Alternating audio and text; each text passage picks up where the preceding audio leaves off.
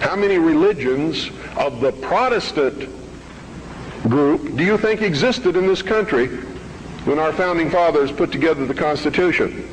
Over 1,500 different groups, all claiming they were right, teaching a different dogma, quoting scripture to justify what they said, and everybody else was going to hell.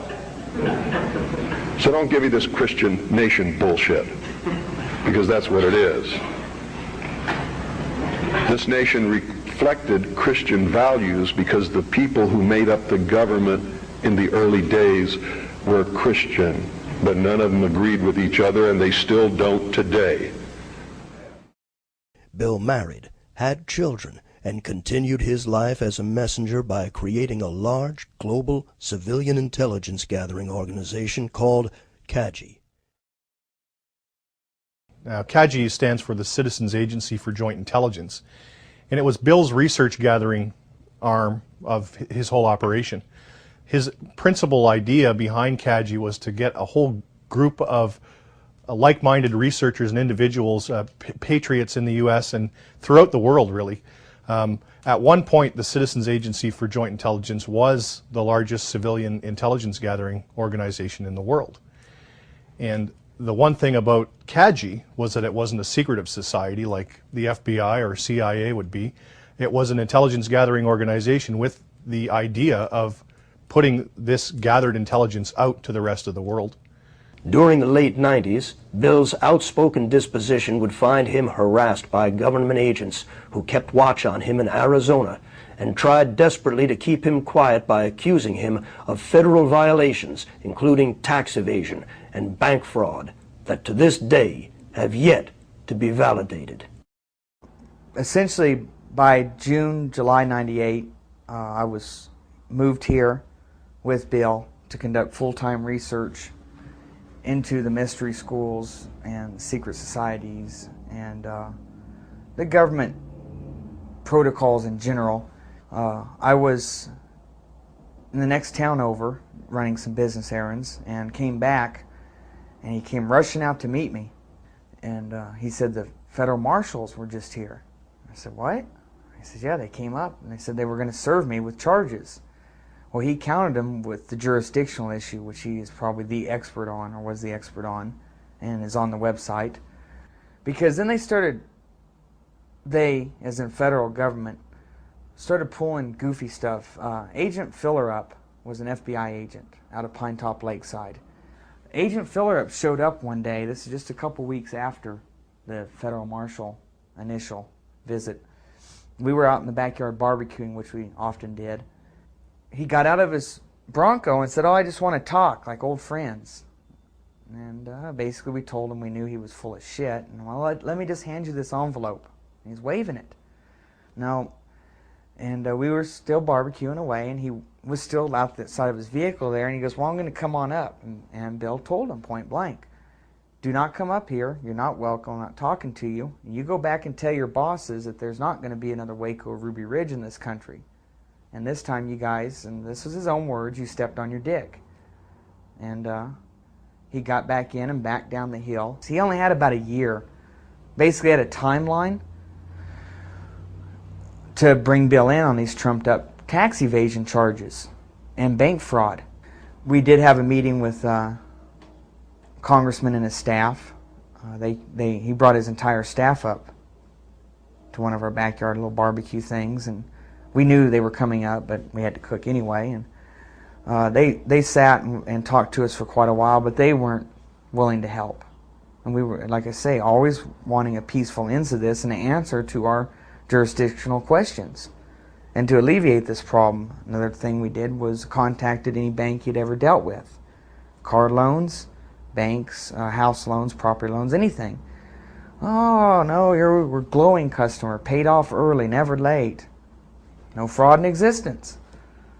So essentially, when the year came up that Fillerup was quasi-given as a deadline and nothing had taken place, he was moved on, Agent Fillerup, to who knows where, maybe the real Siberia. And things seemed to calm down a little bit. and we were hoping that maybe it would just kind of go away. Unfortunately, things did not calm down. After Agent Fillerup's departure, more agents were assigned to watch Cooper, and Bill was eventually placed in what was known in the 90s as Filegate, where President Clinton ordered unconstitutional investigations into a number of individuals that were deemed a threat. The heat escalated to the point where Bill felt it was necessary to protect his wife and children by placing them in hiding for their own safety. It was now Bill and Doyle fighting the federal government on what seemed to be phantom charges. Towards maybe the last 8 months or so of his life, because of events happening around the world and then culminating in 9/11, as far as world-type events, Bill really turned the heat up on the people that would see this country's demise on his broadcast and on his website.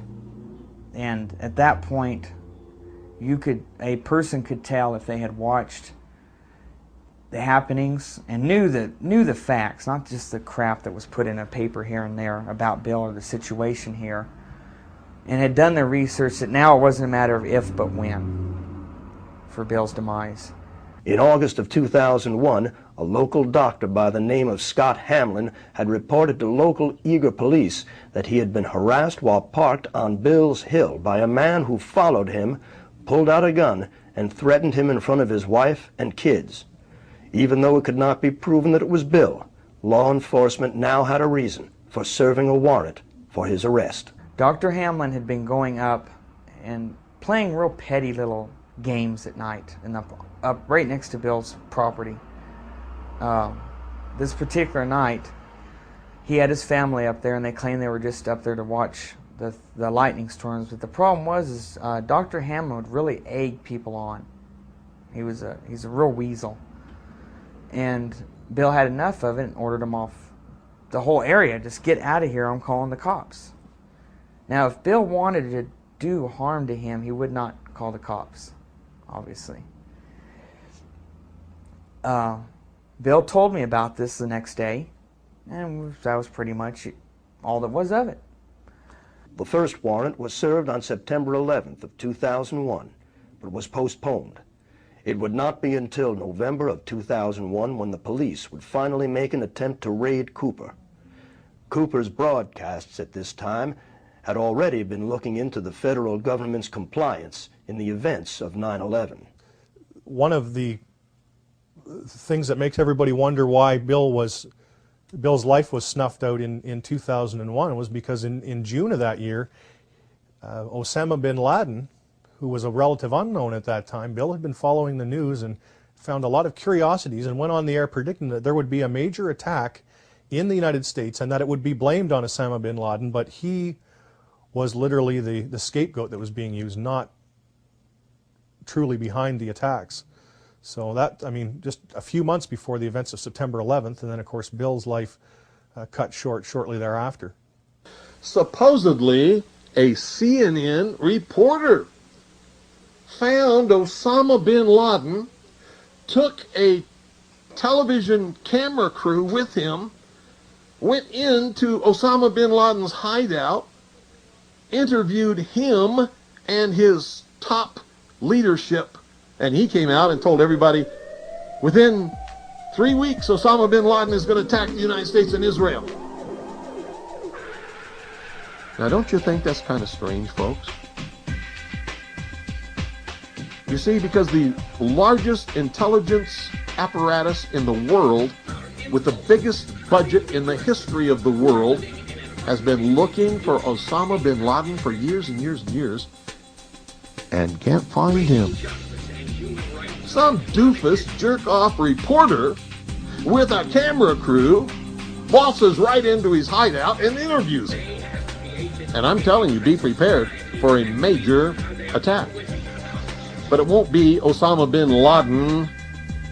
It will be those behind the New World Order. I wonder what Osama bin Laden's targets are supposed to be. And if they don't, if this doesn't materialize in the next 2 or 3 weeks, it will eventually materialize, because